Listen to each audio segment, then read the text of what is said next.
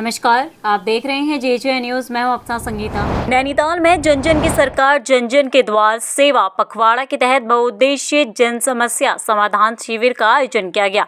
तो वहीं इस शिविर का शुभारंभ विधायक दीवान सिंह बिष्ट और ब्लॉक प्रमुख मंजू नेगी ने किया। इस दौरान 27 सरकारी विभागों ने एक ही परिसर में अपने स्टॉल लगाए और लोगों को सरकारी योजनाओं की जानकारी देने के साथ साथ मौके पर ही उनकी समस्याएं भी सुनी।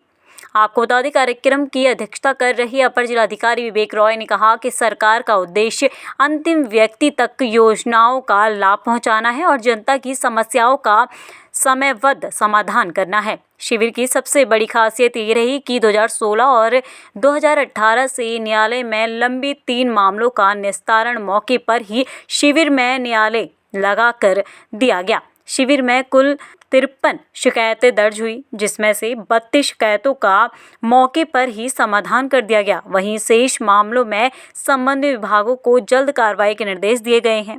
इसके अलावा 15 महिलाओं को मुख्यमंत्री महालक्ष्मी किट वितरित की गई और स्वास्थ्य, समाज कल्याण, शिक्षा, कृषि, महिला और बाल विकास समेत 27 विभागों ने लोगों को विभिन्न योजनाओं का लाभ भी दिया। प्रशासन का कहना है कि जन जन की सरकार जन जन के द्वार अभियान का उद्देश्य शासन को जनता के ओर करीब लाना और लोगों की समस्याओं का त्वरित समाधान सुनिश्चित करना है।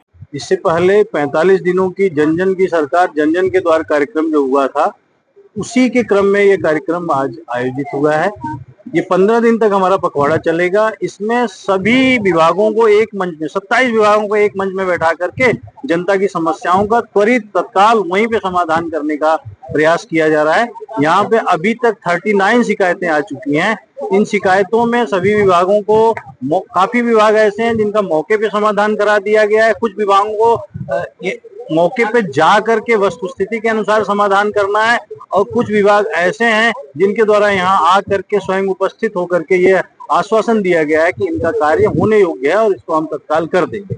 इस तरीके से जनता को जनहित में जो है उनके लाभ की जो कार्य हैं उनको पूरा कराने का प्रयास किया। ये खबर आपके लिए तैयार की है नैनीताल से हमारे संवाददाता ललित जोशी ने। फिलहाल इस खास में बस इतना ही। बाकी की तमाम खबरों के लिए आप बने रहिए जेजे न्यूज के साथ। धन्यवाद।